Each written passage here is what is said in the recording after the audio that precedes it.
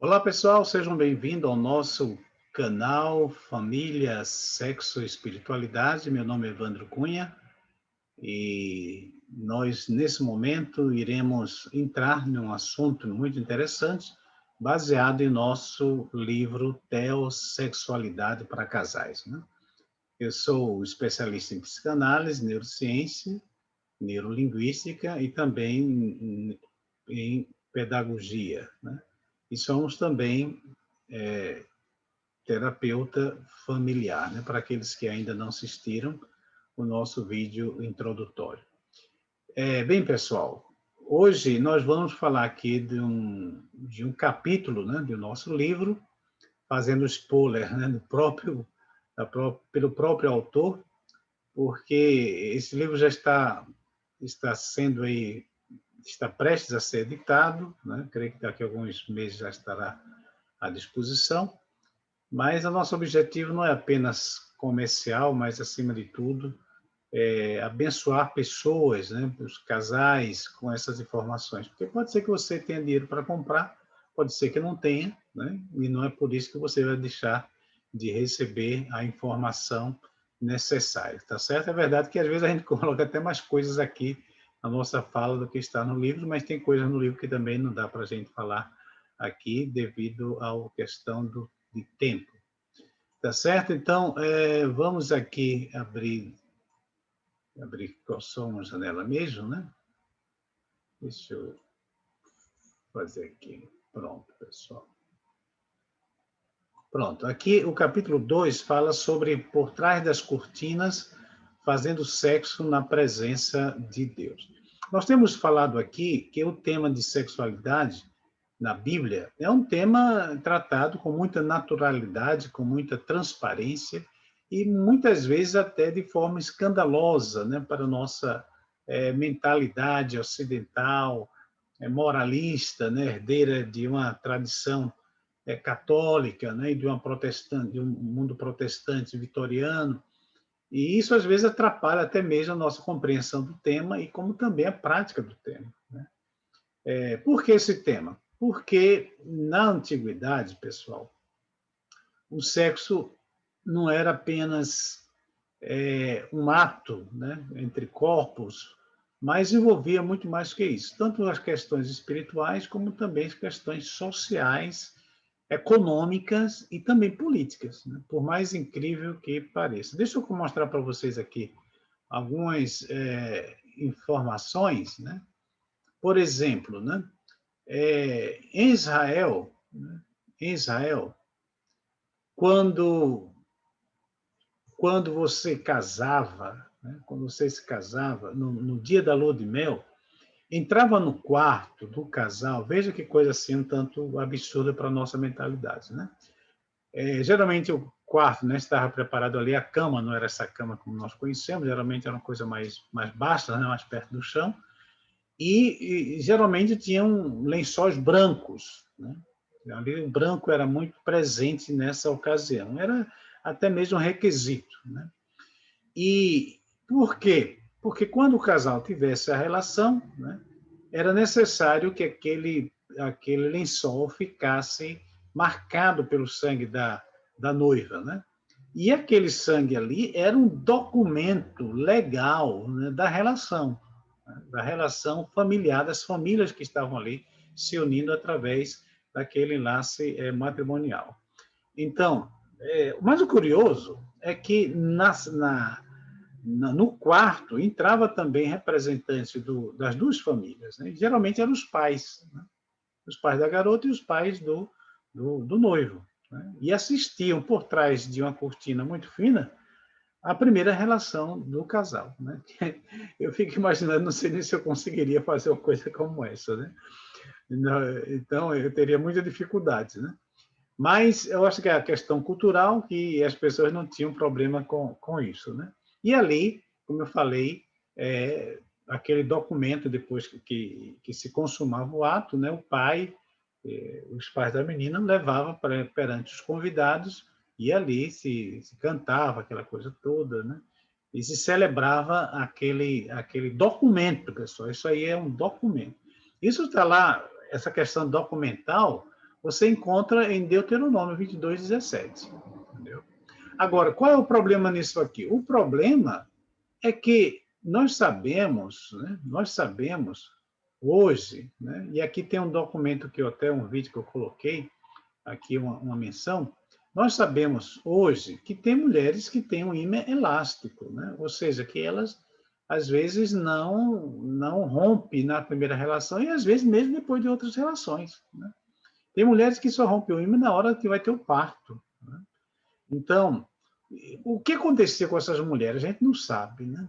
A gente não sabe o que acontecia. Em algumas sociedades, a gente sabe que algumas mulheres simulam que tinham tido relações sexuais pré-matrimoniais, né? Elas simulavam, né? Tinham até todas umas técnicas lá para sangrar, colocavam sangue de galinha, uma série de coisas que a história registra, né? Mas em Israel a gente não tem detalhes sobre isso. Um outro fato também curioso, que nesse vídeo que eu coloquei aqui, de dois doutores, né?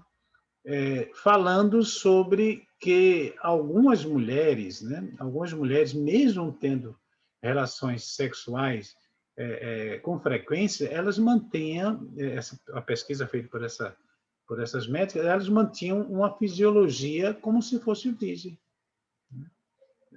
Não apenas a questão do ímã, né, mas a questão de que a virgindade é muito mais do que o ímã, né? A questão é muito mais profunda. Mas o que eu estou querendo chamar a atenção com isso era o fato de que esses temas eram tidos com muita, digamos assim, naturalidade no Antigo Testamento. Na história, a gente percebe que mesmo os reis, né, da Europa tinham um ritual semelhante a esse do ritual hebraico, né? A corte assistia à primeira relação porque eram os estados, né, que estavam se unindo ali, né?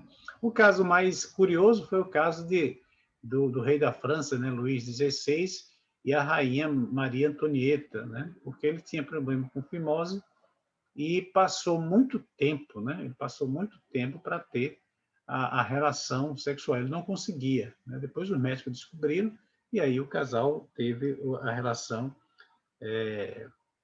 consumada, né? Mas veja como essas coisas são interessantes, né? Lá no livro de Malaquias, nós encontramos várias menções à questão da relação sexual que estava acontecendo dentro de Israel, né? Vocês terem uma ideia aqui, Malaquias 2,14 diz assim: E perguntais, por quê? Porque o Senhor foi testemunha da aliança entre ti e a mulher da tua mocidade. Lembra aquilo lá das testemunhas, né, familiares que entravam no quarto? Aí Deus diz aqui, olha, eu estava lá, eu vi. Com a qual tu foste desleal, sendo ela tua companheira e a mulher da tua aliança. O que estava acontecendo em Israel nessa época, né? Na época aqui que é mencionada no livro de Malaquias, é uma coisa muito interessante, porque se você ler Esdras e Neemias, vocês perceberão que houve um período, né, em que Esdras e Neemias promoveram uma separação de casais, né? De casais que tinham se misturado com povos pagãos, né? E envolviam até mesmo sacerdotes. E o que estava em jogo ali não era questão só de julgo desigual, mas até mesmo a biologia, a genética do povo de Israel estava comprometida, essas misturas, né? Então, eles pedem para que haja separação. Então, a partir daí começa todo um processo para que judeus se casem com judeus, para que haja a purificação, digamos assim, que esse é o termo, né, que se usa ali na Bíblia, é do povo de Israel, né? Não existe essa preocupação com a família. No livro de Malaquias, registra também isso aí, que Malaquias é um livro pós-exílio, né? E o problema persistia. Sacerdotes que estavam trocando as suas mulheres de longo tempo, né, para as meninas mais novas, né? E aí Deus faz o discurso, né, dizendo, olha, eu estive presente lá naquele quarto quando você teve a primeira relação sexual com sua esposa, e agora você está sendo desleal, né, com ela, né? E não é apenas trocando de mulheres, mas também a questão do adultério. Então, no livro de Malaquias, a questão da sexualidade está muito presente e Deus trata deste assunto com muita seriedade, pessoal. Deixa eu mostrar aqui para vocês mais algumas coisinhas, né? Que não dá, é muita informação, né? Não dá para a gente mostrar tudo, né?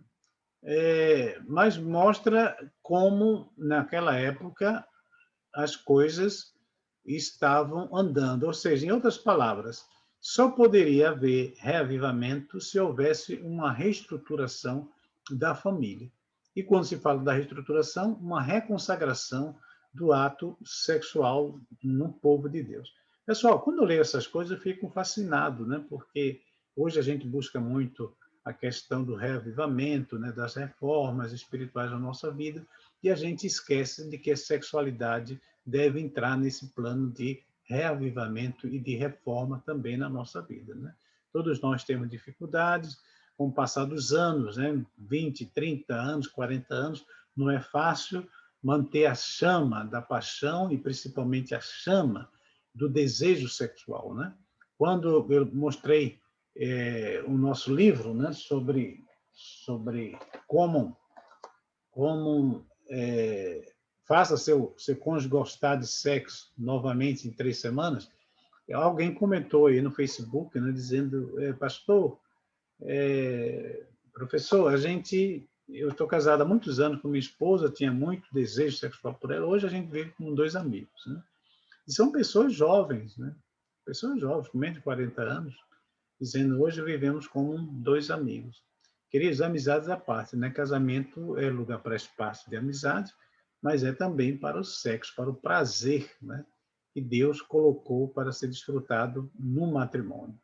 Tá certo, pessoal? Então, muito obrigado aí pela paciência de vocês, né? E em breve a gente vai continuar aqui falando deste livro, né? E vamos intercalando também com alguns temas aí contemporâneos e também pertinentes aí à relação sexual do casal cristão. Tá ok? Então, um forte abraço e a gente se vê em breve.